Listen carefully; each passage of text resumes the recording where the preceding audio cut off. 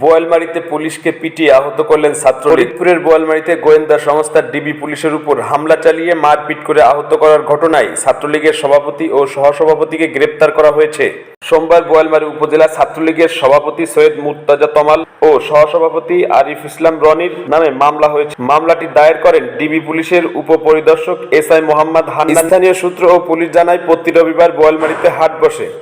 রাস্তাটি সরু এবং একটি মন্দির থাকায় স্টেশন রোডে প্রচুর যানজটের সৃষ্টি হয়। সন্ধ্যা 6:30টার দিকে সেখান দিয়ে ডিবি পুলিশের একটি গাড়ি যাচ্ছিল। ডিবি পুলিশের গাড়ির পিছনে বোয়ালমারী উপজেলা ছাত্রলীগের দুই যানজটের কারণে ডিবি পুলিশের গাড়িটি সামনের দিকে যেতে পারছিল না। পিছন থেকে ছাত্রলীগের নেতাদের বহনকৃত মোটরসাইকেল থেকে বারবার হর্ন দেওয়া হচ্ছিল। এ সময় ডিবি পুলিশের গাড়ি থেকে এক সদস্য নেমে তাদের বারবার হর্ন দেওয়ার কারণ জিজ্ঞেস করে। এতে করে ছাত্রলীগ সভাপতি ও সহসভাপতি পুলিশ সদস্যের উপর ক্ষিপ্ত হন। তারা পুলিশ সদস্যকে লক্ষ্য করে আজেবাজে করতে থাকে। এই ঘটনাকে কেন্দ্র করে পুলিশ সদস্যরা প্রতিবাদ করলে তাদের উপর হামলা চালানো হয়। ছাত্রলীগের দুই নেতা পুলিশ সদস্য মির্জা গোলাম কাউসারকে বেদমভাবে মারপিট করে আহত করে। রাতে মারাত্মক আহত অবস্থায় পুলিশ সদস্য মির্জা গোলাম কাউসারকে ফরিদপুর বঙ্গবন্ধু মেডিকেল কলেজ হাসপাতালে ভর্তি করা হয়।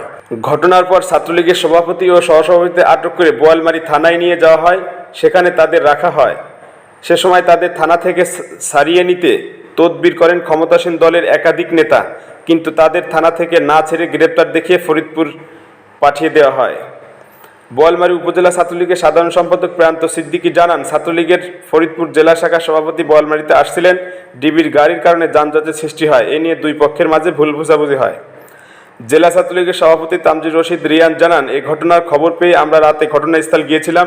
বিষয়টি নিয়ে কথা হয়েছে। আশা করেছিলাম বিষয়টি মিটমাট হয়ে যাবে, কিন্তু পুলিশের পক্ষ থেকে তাদের বিরুদ্ধে মামলা দেওয়া হয়েছে। বিষয়টি খুবই দুঃখজনক। বোয়ালমারী থানার ভারপ্রাপ্ত কর্মকর্তা ওসি শহীদুল ইসলাম বলেন, এই ঘটনায় গোয়েন্দা পুলিশের উপপরিদর্শক মোহাম্মদ হান্নান বাদী হয়ে থানায় একটি মামলা দায়ের করেছেন। মামলায় দুজনকে গ্রেপ্তার করে আদালতের মাধ্যমে কারাগারে পাঠানো হয়েছে। জেলা গোয়েন্দা পুলিশ ডিবির ভারপ্রাপ্ত কর্মকর্তা আব্দুল মতিন জানান, সরকারি কাজে বাধা দান এবং পুলিশ সদস্যকে মারপিট করে আহত করার ঘটনায় একটি মামলা করা হয়েছে। মামলায় দুজনকে গ্রেপ্তার করা হয়েছে।